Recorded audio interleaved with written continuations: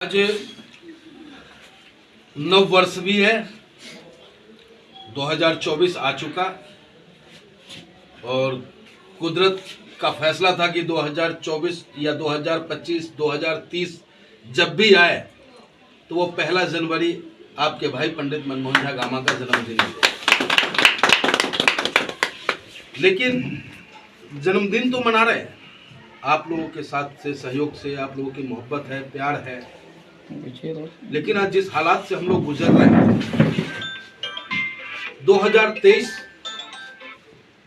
इतना दर्द दे गया है हम हिंदुस्तानियों को कि हकीकत तो यह है कि केक काटने का दिल नहीं करता। लेकिन कठिनाइयों से उभरना हम हिंदुस्तानियों की आदत सी रही है।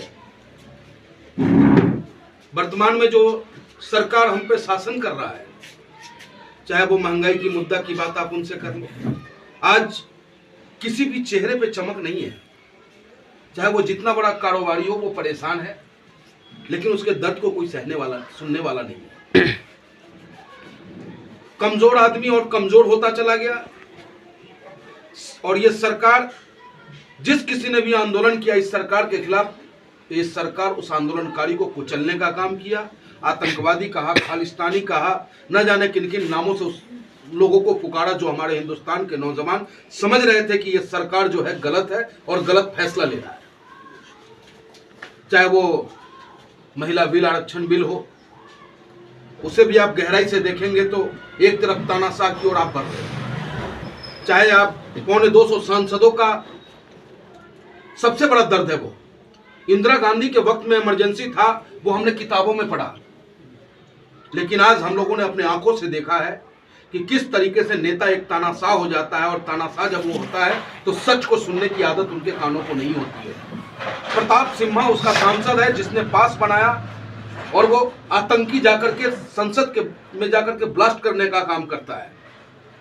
और विपक्ष का सांसद यही तो कह रहा है कि प्रधानमंत्री जी, गृह मंत्री जी, आप जांच तो करवा लो, प्रताप सिन्हा से क्यों नहीं पूछताछ कर रहे हो? मैं पूछना चाहता हूं कि उस प्रताप सिन्हा की जगह अगर हमारा नेता बैरिस्टर असदुद्दीन ओवैसी साहब होता तो क्या यह सरकार चुप रहती?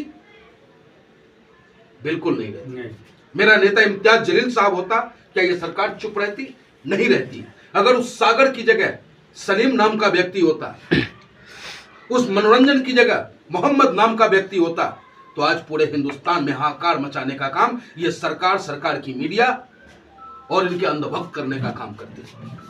लेकिन ये देश हमारा है, संसद भवन हमारा है, लोकतंत्र को बचाने की जिम्मेदारी आप लोगों ने बैरिस्टर साहब को दी है, और बैरिस्टर साहब बखूबी निभाने का काम कर रहे हैं। आपने देखा है किस तरीके से हमारे नेता को भी धमकाने का प्रयास किया इन्होंने।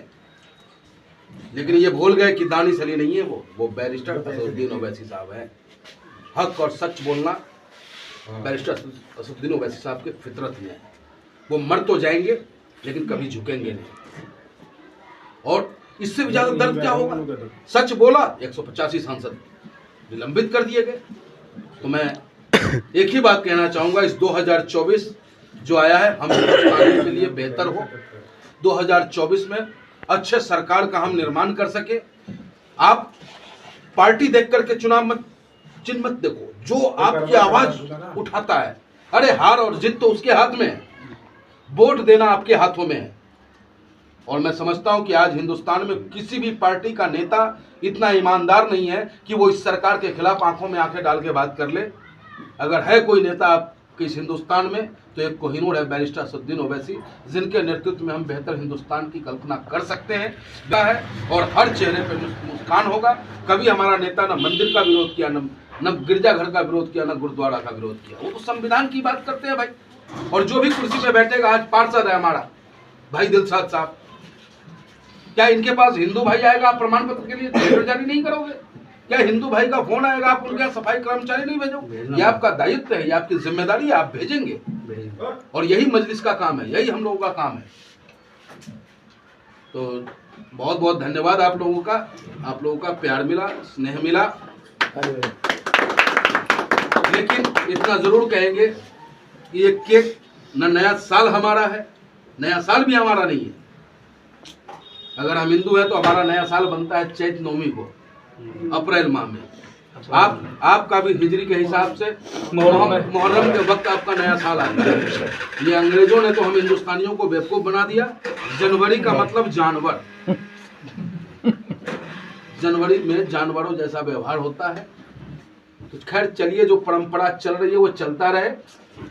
आप तमाम हिंदुस्तानियों को ऑल इंडिया मजलिस इत्तेहादुल मुस्लिमीन की तरफ से और खास करके आपके वार्ड 92-93 की जनता को नव वर्ष की हार्दिक शुभकामनाएं देता हूं और उम्मीद करता हूं कि आप लोगों के घरों में खुशहाली आए और हम सब भाई मेहनत करेंगे और जालिम सरकार के खिलाफ कंधे से कंधे मिलाकर संघर्ष करने का काम करेंगे। काट दिया जाए आप फूको, हम क्या फूकेंगे इसे। आप पार्षद जी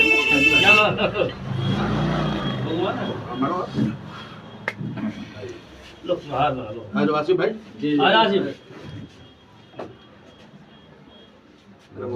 happy birthday to you, happy birthday to you.